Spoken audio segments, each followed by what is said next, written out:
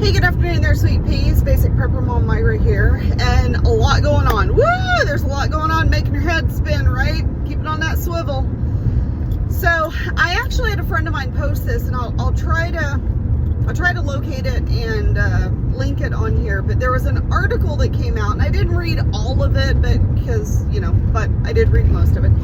Anyway, it was an article that came out that basically said that when people eat bugs, if they have a bug diet or an insect diet, it's not good for humans because the human body and the human digestive system is not meant to digest bugs, mainly because of their exoskeleton. So like mealworms, arachnids, things like that. It's very difficult to digest the bugs. Obviously, birds and other animals have a different digestive system. They don't have a problem. They're used to it. They adapt to it. However, our systems are not able to digest insects properly. So, having said that, they're wanting to make this big push for everybody eat bugs, everybody eat bugs. It's the wave of the future. We absolutely 100% can survive on bug protein.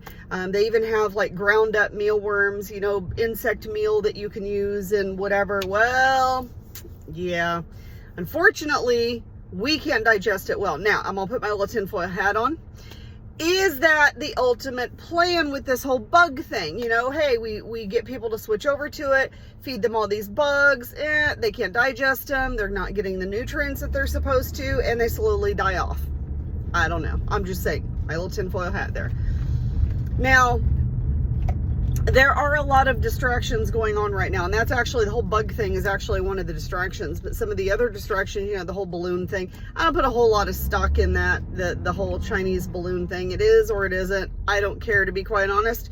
It's all a distraction, and unfortunately, when you're talking about things like that, they are distractions. They are meant to distract you from what you need to do. They're meant to distract you not only from what's really going on back here, but they're distracting you from continuing on your focus to do what you need to do for yourself and your family to be able to prepare.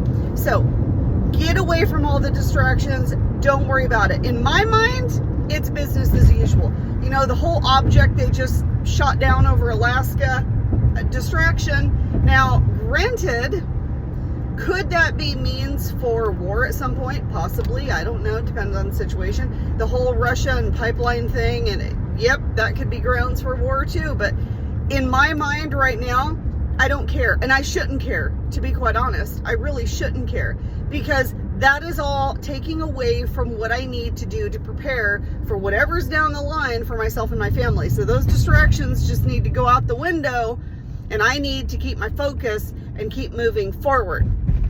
Now, I was watching a homesteader. It's actually a homesteader, not an actual preparedness type person. I think they are a little bit, but they more lean toward the homesteading scene.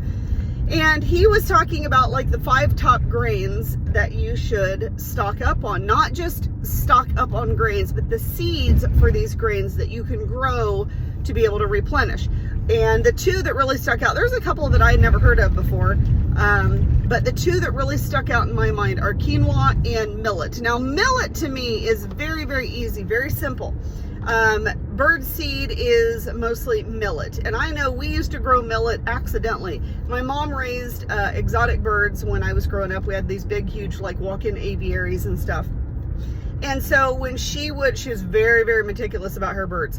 And so when she would dump out their food, she would take their old seed and just throw it outside in the yard and fill it up with new stuff. Well, ultimately we'd have millet and sunflower seeds that would just be growing all over the place, which was great for the wild birds because they would come in and they would eat it. So millet is fairly easy to grow, which is awesome. Now, quinoa, I don't know anything about as far as growing. I do like quinoa. I eat it as much as I can. My family does not like it. It's a whole texture thing with them, but whatever. But quinoa is one of those things that seems like it would be pretty easy to grow as well. Now, the great thing about growing those grains are that they are definitely they're higher in nutrients than just white rice, just corn, right? They do have some nutritional value to them.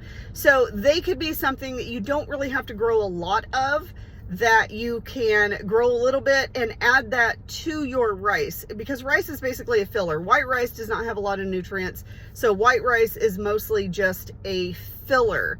And so to be able to add nutrients to that and be able to fill yourself up, I think is definitely a positive thing. And I think when we talk about gardening and what to grow, most people focus on like the fresh produce side of it. Most people focus on, okay, I need to get, you know, vegetables and lettuce, or vegetables and fruit, and I that's what I need to stock up because I can that.